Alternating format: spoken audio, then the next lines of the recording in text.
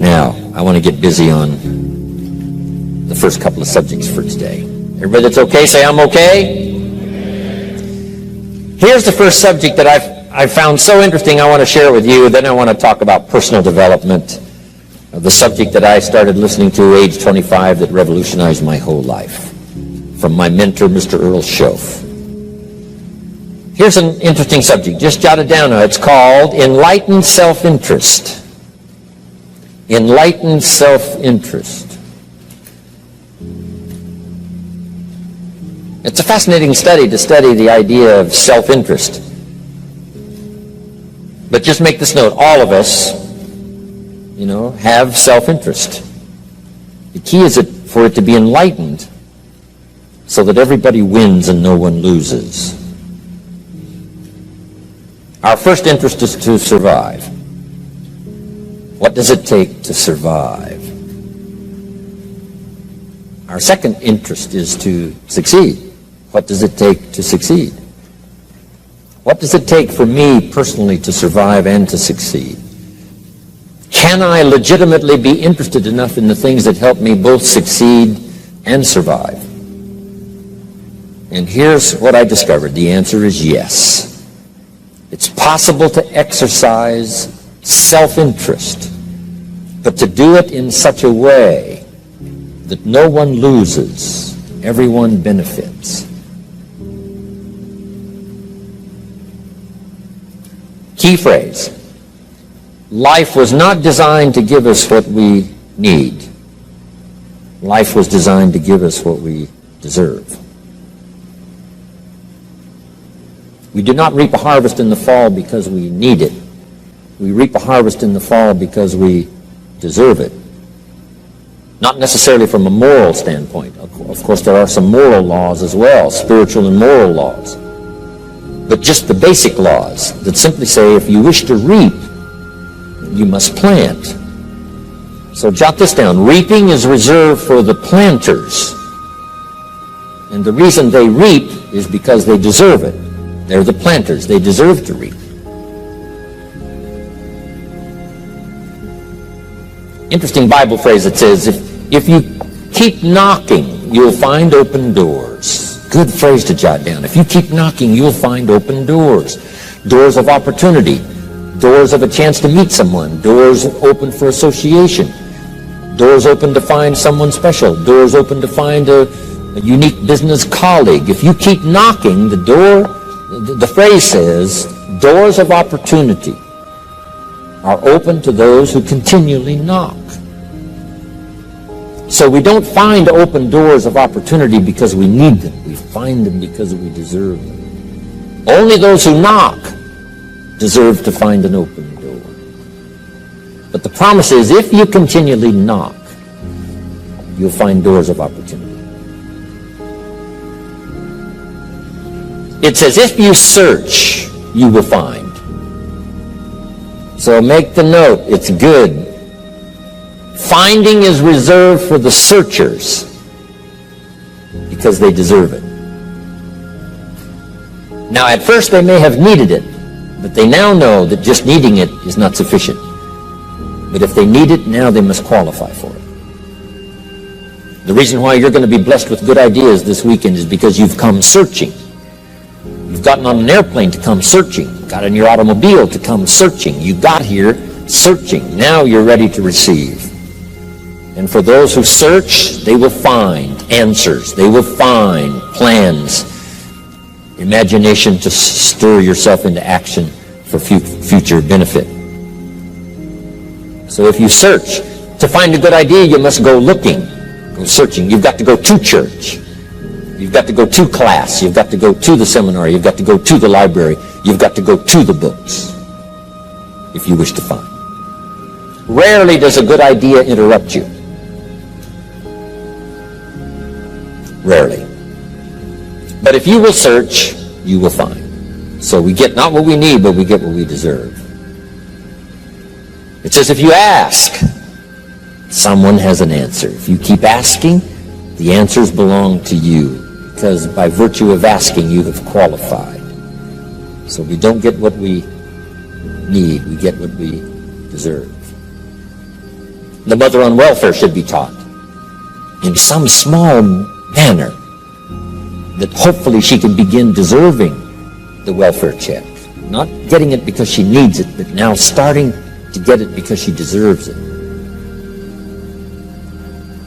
If the welfare worker says to Mary, Mary, I brought a bucket of paint and a paintbrush, and the next time I come, if the door is painted and the fence here in front is painted, I give you the check for $450. Not that painting the door and painting the fence is worth $450. It's not worth that much, but it is the beginning of the process. So make that note.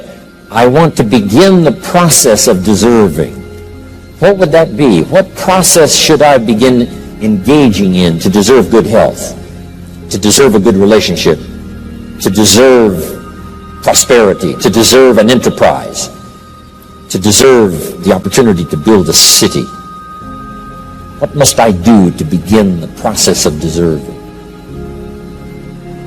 So now the welfare worker comes back and the door is painted and the fence is painted, and now Mary gets the $450 to help take care of her children, not because she needs it, but because she's beginning to deserve it. Then the welfare worker thinks of some other project. She said, Mary, if these weeds are gone and this little garden is cultivated, when I come back, now that the door is painted and the fence is painted, if the weeds are gone and this little garden is cultivated, you get the $450. And step by step, a new life is emerging, learning the process of deserving it, not just needing. We teach our children at home, right? Child says, I need $10. So that language doesn't work here.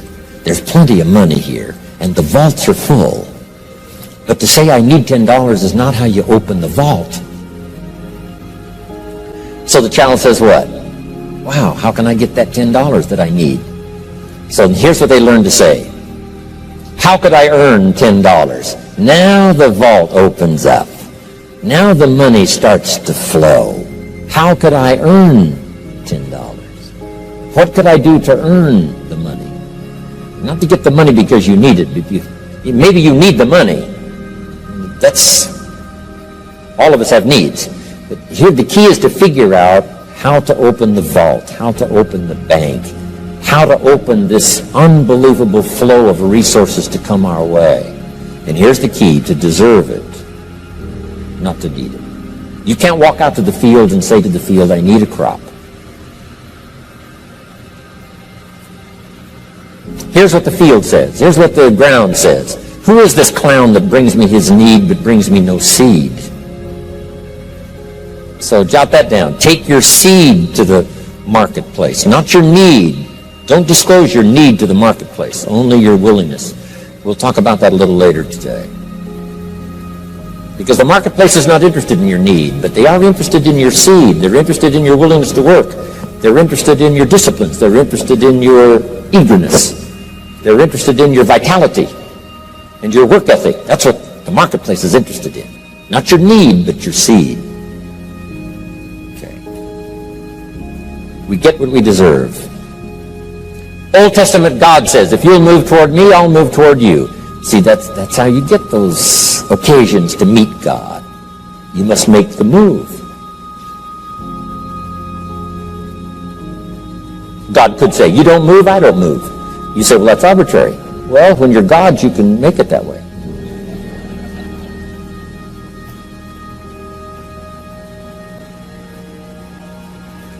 So, the law says if you wish to receive. Now let's talk about enlightened self-interest. If you wish to receive. And we would call the wish to receive self-interest. But if it's enlightened self-interest, here's what it says. I understand that in order to receive, I must give. Receiving is reserved for those who give. Receiving is not reserved for those who need it. It's reserved for those who deserve it. We deserve the receiving by giving. In fact, there's an extraordinary phrase in this little context, and here's what it says. It's better to give than it is to receive. Now, the uneducated person would find that difficult to ponder. Why would it be better to give than it is to receive? So let me give you one of the better phrases for the day. Here it is. Giving starts the receiving process. So of course it's better to give than it is to receive. How much receiving do you wish? You must start the giving process. For me to receive my additional fortunes for the future, not necessarily for the money, because I don't need the money. I take the money, but I don't need the money. But here's what I do need. For someone to say, a year from now, 5 years from now, Mr. Rohn, that seminar helped to change my life. And for whatever reason, I was brought here to this place for this time. And later someone says that. See, to receive that kind of thanks, it's unbelievable. Here's what you cannot buy. That kind of thanks. You can't buy it with money. You have to earn it.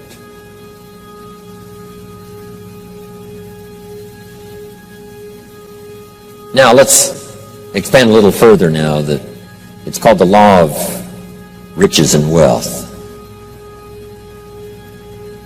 In our own self-interest, if we wish to be rich and wealthy and prosperous and healthy and all the valuable things we can think of for the human experience, how could we get there? It's understanding the law of enlightened self-interest and the law of deserving. The question was asked in the Bible, how can we be great? What is the key to greatness?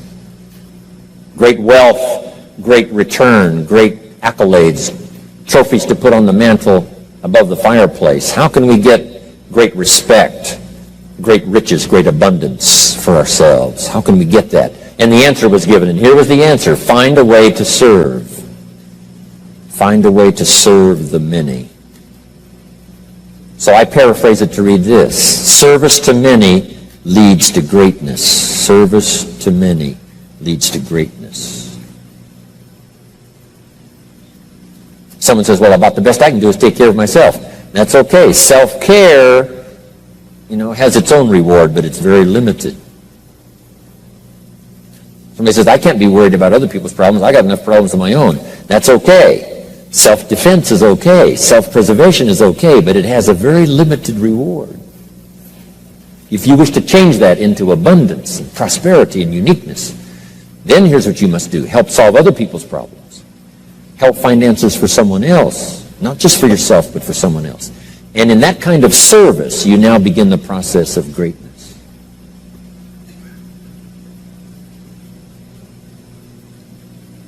Someone asked the question, how can I be ruler over many? How could I manage a lot of people? How could I be the leader of a vast movement or enterprise? Here was the answer. Nothing wrong with that wish. We call that self-interest of the highest kind. Wishing to be the manager, the ruler, wishing to be presiding over many people. Here was the answer. Be faithful when the amounts are small. Be faithful when there's just a few. Be disciplined when there's only a few. That starts to entitle you to someday be ruler over many. You say, well, if I had a big organization, I'd really run it with a strong hand and I'd be a fabulous leader. But I've only got a few and I don't know where they are. See, that's not going to work. If you wish to preside over riches, you must start when the amounts are small. Someone says, oh, if I had a fortune, I'd really take good care of it, but I've only got a paycheck, I don't know where it goes. See, not knowing where it goes disqualifies you now for presiding over the fortune. We've all heard that, right? I don't know where it all goes. You ever hear that expression? Oh, we'd love to have you run the company. You don't know where it all goes. Somebody says, it just gets away from me. Oh, we'd love to have you run the world, right? It just gets away from you. Somebody says it's only pennies and it's only a few. Here's where you begin to qualify for abundance and riches and greatness and respect, is to be disciplined when the amounts are small. Someone finds it unique, right, that this many people would come and hear what I've got to say for a whole weekend, but this is not where I started. I started with just a few. But I was so on fire with the few, trying to translate for them in my awkward ways back then. what had happened to me. My life got changed, my income got changed, my health got changed, everything got changed for the better. And now I've lived the most extraordinary life. But it started with my passion for just a few, to translate for just the few. Someone says, well, there's just a few here. You know, does this meeting matter when there's only a few? And the answer is yes. Jot this down. You never know who's in the audience, whether it's a few or 1,000 or whatever. But you got to be faithful when there's just a few. Tell your story when there's just a few. Be just as passionate about ideas that can change someone's life when there's just a few. Now you begin. You're not fully qualified, but you begin the qualification to someday speak to many. Someday preside over a vast crowd. Someday be the manager or the leader of millions. It starts in those early days to deserve it. All right, guys, congratulations on making it to the end of that talk from Jim Rohn about how to properly attract opportunities to yourself and how to attract abundance. And I think it's really important how he talks about success comes to those who seek it, and that you actually have to take action and step out of your comfort zone in order to put yourself in environments that inspire your mind and stimulate your imagination, and also allow you to make new connections and new relationships with people in the world, so that you can create more opportunity through social exchanges. And I just think that that's really important, that a lot of people don't take that step out into the world to put themselves in the right environments for opportunity to come.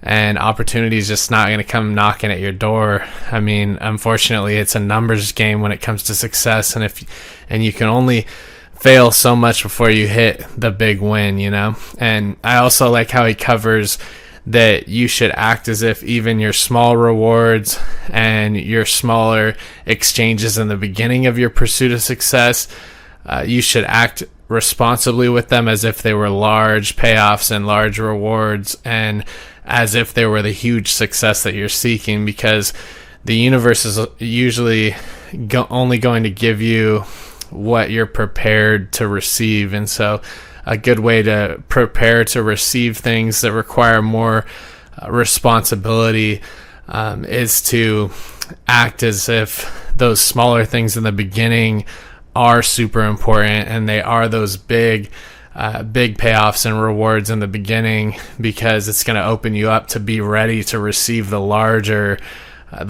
success in life that's going to require more responsibility from you. And so I just think it's really important, because we need to work to prepare ourselves in the beginning for the big picture, and once we're prepared for that, that's when the opportunities will come to our door. And so if you haven't been to the channel before, I hope you guys subscribe. I'll see you guys in the next channel. I'm looking forward to featuring some really good speeches coming up, and I thank you guys for stopping by. I'll see you later.